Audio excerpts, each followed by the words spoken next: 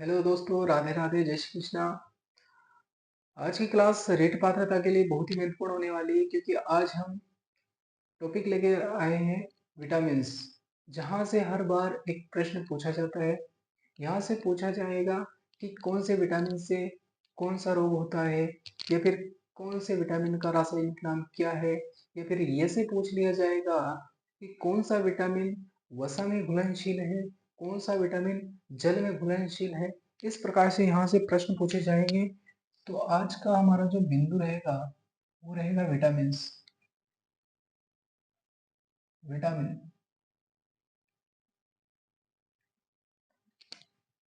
Vitamin की खोज जो की दोस्तों, तो विटामिन की जो खोज करता है वो है लूनिन। इसके अलावा इसका जो नामकरण करने वाले हैं दोस्तों वो है सी फंक। सी फंक इसका जो रासायनिक नामकरण करने वाले हैं, इसके जो रासायनिक नाम दिए दोस्तों, उनका नाम है हॉपकिंस।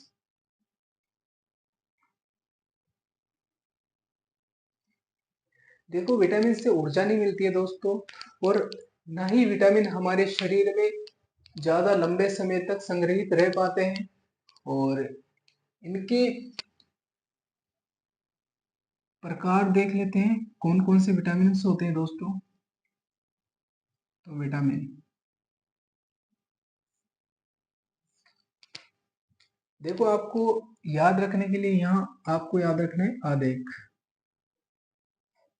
आदेक आदेक से बनेगा vitamin A, vitamin D, vitamin E और विटामिन के। पहला तो ये याद रखना है। उसके अलावा vitamin B, vitamin B complex.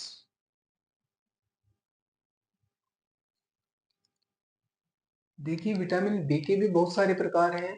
उनमें से विटामिन बी वन,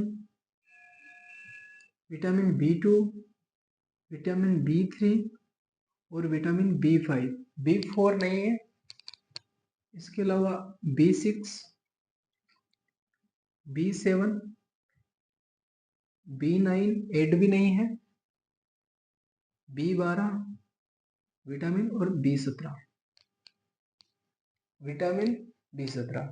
इसके अलावा आपको और विटामिन याद रखने हैं, विटामिन सी और विटामिन पी। ये रहे हमारे सामने विटामिन। अब हम इनकी बात करेंगे कि कौन सा विटामिन जल में घुलनशील है, वसा में अघुलनशील, और कौन सा विटामिन वसा में घुलनशील है, जल में अविलीन। तो आइए देखते हैं आगे।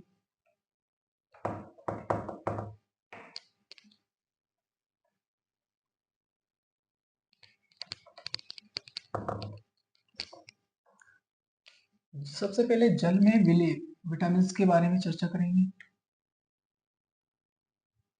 जल में घुलनशील,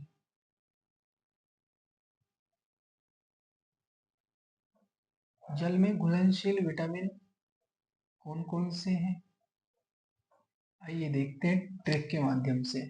तो आपको इसमें एक ट्रिक याद रखनी है कि बस पानी में डूब गई। इससे आपको ये पता लगेगा कि पानी में कौन से विटामिन घुलनशील है। तो आपको याद रखना है कि बस पानी में डूब गई, बस पानी में डूब गई। इसमें बी और सी विटामिन जो आएंगे वो जल में घुलनशील होते हैं दोस्तों, जल में घुलनशील है। इसके अलावा आपको यह याद रखना है कि वसा में घुलनशील कौन से हैं। वसा में घुलनशील विटामिन की बात करें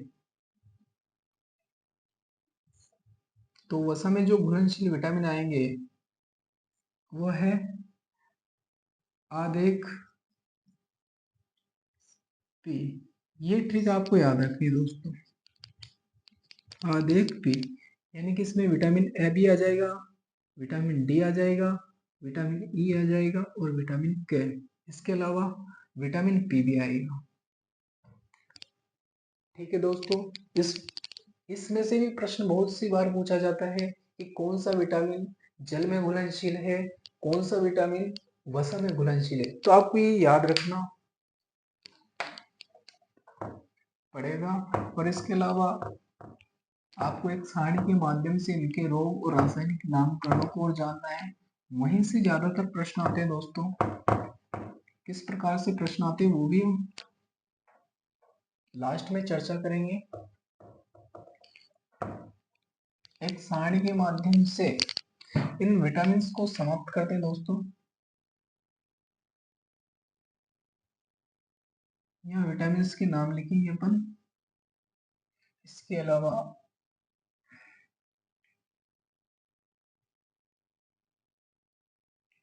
यहाँ पर लिखेंगे अपन रासायनिक नाम।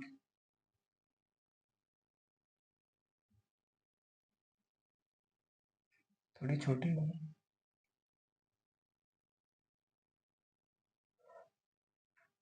आप बस एक बार देख लीजिए इनको, ऐसे ही याद हो जाएंगे। रासायनिक नाम के अलावा इनके क्या क्या अच्छे अच्छे स्रोत हैं विटामिन के, वो देख लेते हैं। और इसके अलावा यहाँ पर देखेंगे अपन रोग, कमी से होने वाले रोग, होने वाले रोग। देखिए मोस्ट पॉपुलर तो यहाँ पर 4 ही विटामिन याद रखना है आपको। Vitamin A, vitamin B, vitamin C और विटामिन डी। यही से पूछ लेता है पूछने वाला तो, और अंदर भी जाएगा तो हम सारे विटामिन की बात करेंगे। सारे विटामिन की बात करेंगे, एक भी विटामिन नहीं छोड़ेंगे दोस्तों। तो सबसे पहले अपन बात करते हैं विटामिन ए की। तो विटामिन ए का जो रासायनिक नाम है दोस्तों वो है रेटिनॉल। देखिए ये तो याद रखना ही पड़ेगा आपको, याद रखना ही पड़ेगा। और विटामिन ए का जो रासायनिक नाम है वो रेटिनॉल है। इसकी कमी से होने वाला जो रोग है दोस्तों वो रे से रेटिनॉल और रे से रतौंधी, रतौंधी रोग। इसका जो सबसे अच्छा स्रोत होगा दोस्तों वो होगा पकाम। इसके अलावा गाजर, और इसके अलावा पपीता। फर्स्ट प्राथमिकता देनी है आपको पकाम को। इसके अलावा गाजर सेकंड, और थर्ड पपीता को। इसके अलावा अगले विटामिन की बात करें तो अगला जो विटामिन है वो है विटामिन बी। विटामिन बी का जो रासायनिक नाम होगा वो होगा, विटामिन बी का जो रासायनिक नाम है दोस्तों वो है थायमिन। थायमिन। इसका जो सबसे अच्छा स्रोत होगा दोस्तों वो है चावल। चावल खाइए, विटामिन बी की कमी को दूर भगाइए। इसके अलावा इससे जो रोग होगा विटामिन बी से वो होगा बेरी। बेरी बेरी, बी से बी और बी से बेरी बेरी। अगला जो विटामिन है विटामिन सी। विटामिन सी की बात करें तो इसका जो रासायनिक नाम होगा वो होगा एस्कोर्बिकम। एस्कोर्बिकम।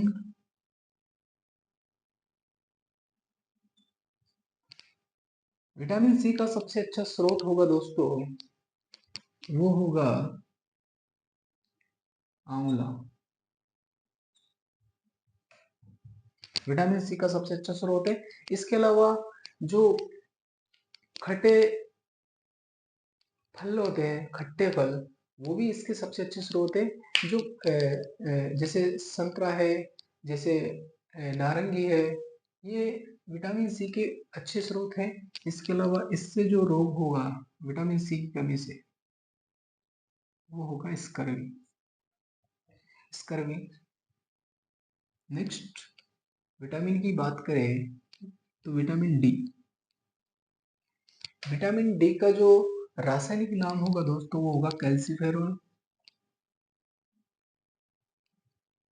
कैल्सीफेरॉल। विटामिन डी से जो रोग होगा दोस्तों वो होगा रिकेट्स।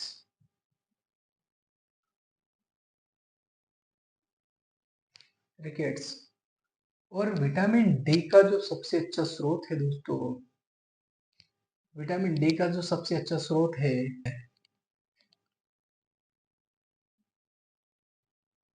मछली के यकृत का तेल। वैसे विटामिन डी के लिए सबसे अच्छा स्रोत ये मछली के यकृत के तेल के अलावा सूर्य से आने वाली पराबैंगनी किरणें भी हैं। सूर्य से आने वाली पराबैंगनी किरणें भी।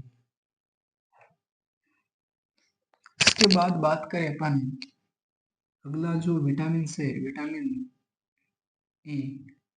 विटामिन ई का जो रासायनिक नाम होगा वो होगा टेकोफेरोल।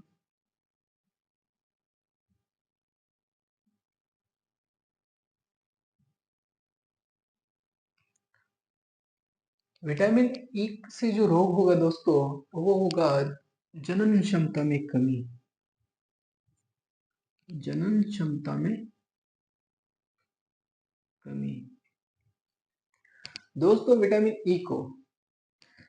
ई को सुंदरता का विटामिन भी कहते हैं।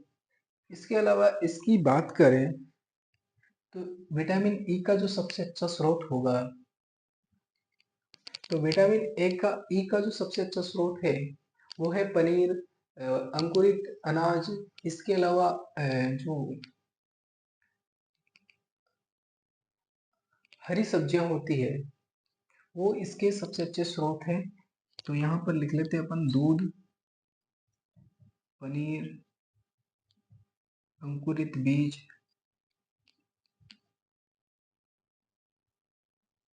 आदि। दूध, अंडा वगैरह सभी विटामिन ए के अच्छे स्रोत हैं। नेक्स्ट बात करें विटामिन के। विटामिन के का जो रासायनिक नाम है दोस्तों वो है नेप्टोकिनोन।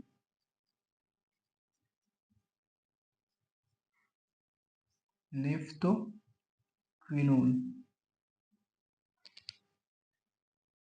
विटामिन के की कमी से दोस्तों जो रोग होता है वो होता है रक्त का थक्का नहीं जमता है। चोट लगने पर रक्त का थक्का न बनना। रक्त का थक्का बनता है लेकिन देरी से बनता है, तो देरी से बनना। चोट लगने पर रक्त का थक्का देरी से बनना विटामिन के की कमी से होता है। और इसके भी सबसे जो अच्छे स्रोत है वो यही है जो विटामिन ए के थे। इसके बाद लास्ट विटामिन की बात करें तो अंतिम जो विटामिन है वो है विटामिन पी। और विटामिन पी का जो रासायनिक नाम है वो है निको का जो वैज्ञानिक नाम है दोस्तों, सॉरी रासायनिक नाम जो है विटामिन पी का जो रासायनिक नाम है वो है निकोटिनामाइड।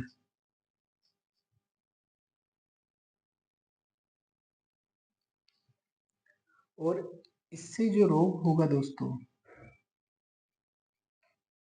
विटामिन पी की कमी से जो रोग होगा वो होगा कोशिकाएं कमजोर हो जाती है दोस्तों। कोशिकाएं कमजोर हो जाती है, ठीक है। और इसके अलावा विटामिन पी के भी अच्छे स्रोत यही हैं जो विटामिन ई और विटामिन के हैं। देखिए आपको रोग की बात बता दूं मैं तो विटामिन डी तक ही याद रखने आपको, बाकी फालतू झंझट में पढ़ना ही नहीं। फालतू झंझट में पढ़ना ही नहीं आपको। आपको vitamin A, vitamin B, vitamin C और विटामिन डी यहीं तक के रासायनिक नाम और जो रोग होते हैं इनसे संबंधित रोग है इन्हीं को याद रखना है। इसके अलावा आपको विटामिन ई, विटामिन के और विटामिन पी पर इतना ध्यान नहीं देना है। प्रश्न अगर पूछेगा तो vitamin A, vitamin B, vitamin C and vitamin D इन्हीं से पूछ लेगा, इससे आगे नहीं जाएगा। तो एक बार फिर से इनका रिवीजन कर लेते हैं। विटामिन ए की कमी से कौन सा रोग होता है दोस्तों? तो विटामिन ए की कमी से रतौंधी रोग होता है। विटामिन ए का रासायनिक नाम है रेटिनॉल और इसका सबसे अच्छा स्रोत होगा पका आम। इसका सबसे अच्छा स्रोत होगा पका आम। अगर पका आम ऑप्शन में नहीं है तो ऑप्शन में गाजर मिलेगा आपको। गाजर नहीं है तो पपीता। प्राथमिकता आम को देनी है। इसके अलावा विटामिन बी की बात करें, विटामिन बी की बात करें तो विटामिन बी का जो रासायनिक नाम होगा दोस्तों वो होगा थायमिन और इससे होने वाला रोग है बेरी। इसका सबसे अच्छा स्रोत है चावल। विटामिन सी का जो रासायनिक नाम है वो है स्कॉर्बिकम। इससे होने वाला जो रोग है इसकी कमी से वो है स्कर्वी। इसका जो सबसे अच्छा स्रोत है वो है चावल, सॉरी आंवला। और विटामिन डी की कमी से जो होगा वो होगा रिकेट्स। इसके रासायनिक नाम है कैल्सीफेरोल। इसका जो सबसे अच्छा स्रोत है वो है मछली की यकृत का तेल। इसके अलावा विटामिन डी का जो अच्छा स्रोत है वो सूर्य से जो प्रकाश आता है उसकी पराबैंगनी किरणें। इसके अलावा विटामिन ई की बात करें तो इसका रासायनिक नाम होगा टेकाफेरोल। इसके स्रोत है अच्छे दूध, पनीर, अंकुरित बीज। इससे जो कमी होती है, इसकी कमी से जो रोग वह है जनन क्षमता में कमी। इसके अलावा विटामिन के की बात करें तो इसका जो रासायनिक नाम होगा वो नेप्टोकिनोन। इससे देखो इसकी कमी से रक्त का देरी से बनता है चोट लगने पर। विटामिन पी का जो रासायनिक नाम होगा वो है निकोटिनामाइड और इसकी कमी से कोशिकाएं कमजोर हो जाती हैं और प्रतिरोधक क्षमता भी कम हो जाती है। इसके बाद विटामिन बी कॉम्प्लेक्स की बात कर लेते हैं क्योंकि वहां से भी मिलान चिन्ह वाले प्रश्न पूछ लेते हैं। विटामिन बी के भी रासायनिक नाम आपको याद रखने हैं तो आइए उनको भी देख लेते हैं। उनको क्यों छोड़े, जब इतना पढ़ ही रहे हैं तो उनको छोड़ने से क्या होगा। तो विटामिन बी कॉम्प्लेक्स की बात कर लेते हैं। उसमें आपको सिर्फ रासायनिक नाम ही याद करने हैं, बाकी कुछ नहीं। Vitamin B complex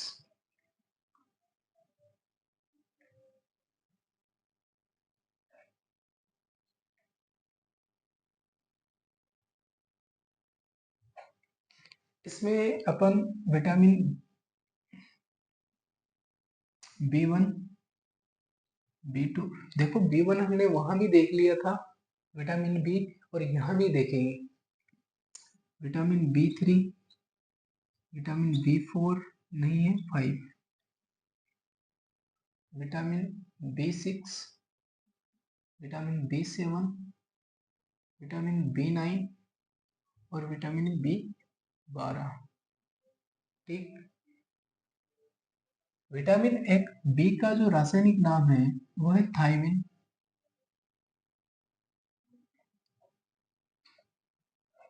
vitamin B2 का जो रासायनिक नाम है वो है, बी का नाम है राइबोफ्लेविन।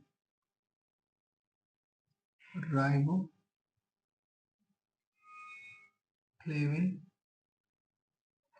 इसके अलावा विटामिन B3 का रासायनिक जो नाम है वो है नियोसिन।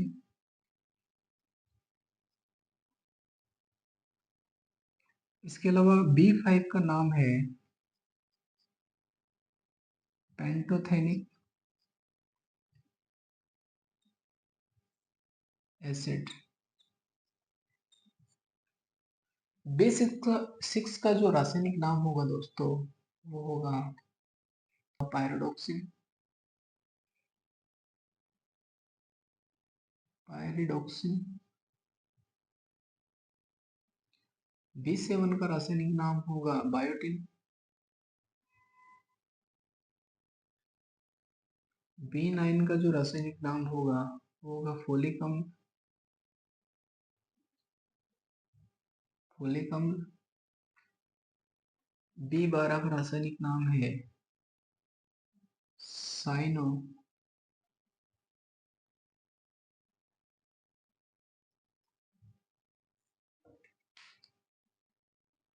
कोबाल एमिल।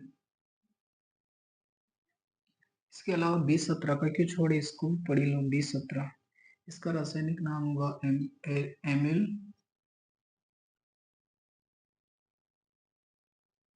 एम्यूडेलिन।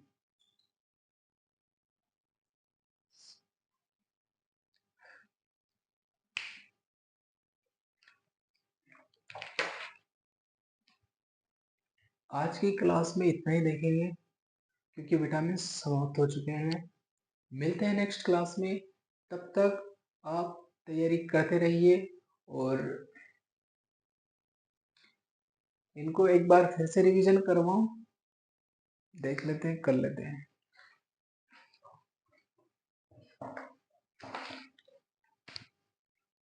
विटामिन B1 का जो रासायनिक नाम है दोस्तों वो है थायमिन। यहाँ लिख लेते हैं रासायनिक नाम।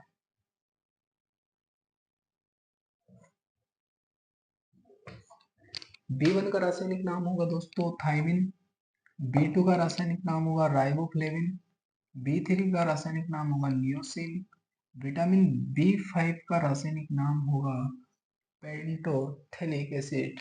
और विटामिन B6 का जो रासायनिक नाम होगा पायरिडोक्सिन। इसके अलावा B7 का रासायनिक नाम होगा बायोटिन। इसके अलावा B9 का जो रासायनिक नाम होगा, B9 का फोलिकम एंड B12 का साइनोकोबालेमिल। इसके अलावा B17 का जो रासायनिक नाम होगा एम्यूडेलिन। ठीक है, ऐसे तो याद होगा नहीं आप तो। Vitamin A, vitamin B, vitamin C and vitamin D, इनके रोग, इनसे संबंधित जो भी रासायनिक नाम है, इनसे संबंधित जो भी स्रोत है, इनको याद रख लो।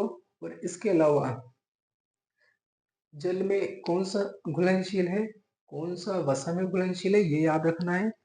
इसके अलावा आपको इनको तो ऐसे थोड़ा थोड़ा पढ़ लेना, आ जाए तो ठीक, वरना कोई बात ही नहीं है। चलो मिलते हैं नेक्स्ट क्लास में, तब तक के लिए धन्यवाद।